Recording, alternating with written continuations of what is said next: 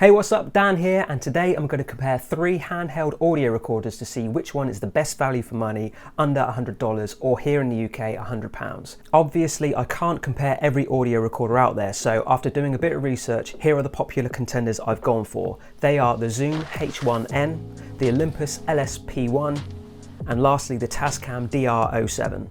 All these devices come in at the same price bracket, give or take a little bit here and there. I just want to add that I'm in no way sponsored by any of these companies. I just want to put together this video to help out if you're looking to grab a recorder at this price range. I would say that these recorders are aimed for people who really just need to quickly record interviews or use it with a lav mic or weddings or events and maybe record some song ideas on the fly. It's also worth mentioning that you could also use these as a substitute for a boom mic. You know, record the audio separately and then sync it afterwards in post, or mount it to the top of your camera to replace a Rode mic. That way you have a backup of the audio just in case. I've personally used these types of recorders in the past to quickly capture little bits of sound effects here and there for the videos I create for the clients I work with.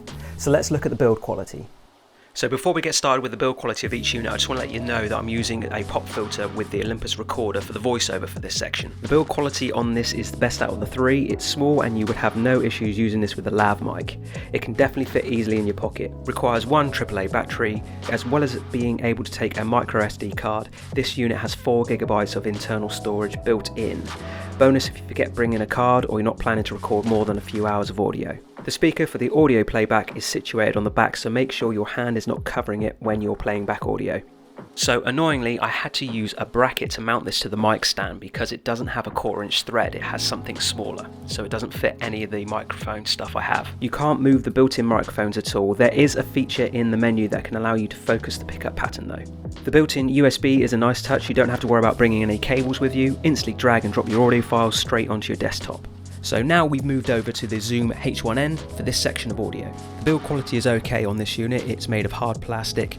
If you drop it, I think it would easily break. It doesn't have any internal storage, so it requires a mini SD card straight off the bat. The little speaker on this unit is on the front, which I prefer than the other units. The other units have it on the back. You can't move the mics in any way, but it does have a nice cage to protect the mics. It's a nice LCD screen on this one, and the menu system is really easy to navigate. The lock switch locks everything on the device apart from the input dial. So if you're putting this into somebody's pocket, just tape it down so you're not altering it in any way.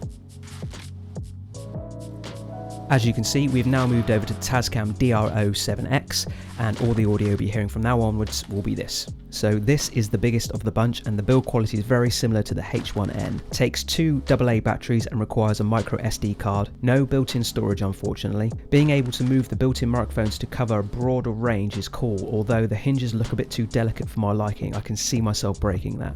Like the Olympus, the speaker is on the back of the unit. Not a huge deal if you wanted to listen back to anything. I use headphones anyway. I'd say if you're a musician, this might be the one for you. It has a built-in guitar tuner and onboard effects like different types of reverbs to choose from.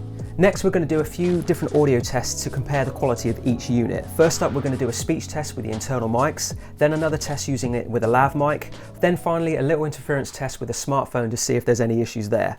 Here's to the crazy ones, the rebels, the troublemakers, the ones who see things differently.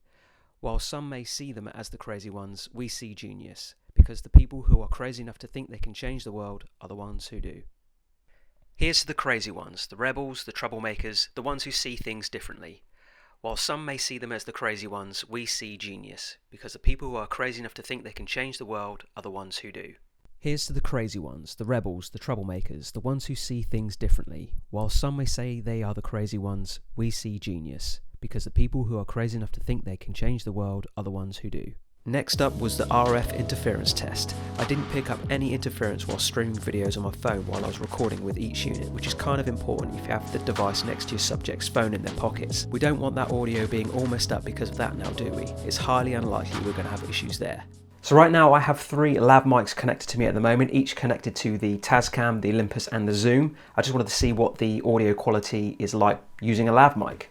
From that test using the built-in mics, it's blatantly obvious that you will need a foam windscreen for all these recorders to help avoid plosives. None of these come with any accessories, unfortunately, so be prepared to fork out a little bit of cash to grab a windscreen, a tripod and a mini SD card. You have to be careful about handling noise too, as there's no shock mount system, so if you can, it's best to place the recorder on a tabletop to avoid that. I really like the audio quality of both the Tascam and the Zoom, but I was kind of disappointed with the Olympus. It sounded like it had a high pass filter on there. I hadn't, it was set exactly the same as the other units. After doing a bit of research, I found the model up from the LSP1, the LSP4, actually has a 3 mic system, which in turn gives it a better bass response, so I'm guessing it will sound a lot more similar to the Tascam and the Zoom. It retails just over £100, $100 price mark though, so if you like the form factor of the Olympus and the features, you may want to go for that model instead. So in conclusion, if I had to choose one of these recorders, I would probably go for the Zoom H1N. It's still small and lightweight and versatile enough for all my filming needs. Also, if I was just starting out, the Zoom H1 would be an ideal sound device for all you creators out there who want to record sound for film. And there you have it. I would love to know if you used any of these recorders in the past. Let me know on how you got on with them, or if you would happen to recommend another recording device at this price point, let me know your thoughts in the comments below. That's it from me for now, and I'll see you, or in fact you'll see me, in the next one.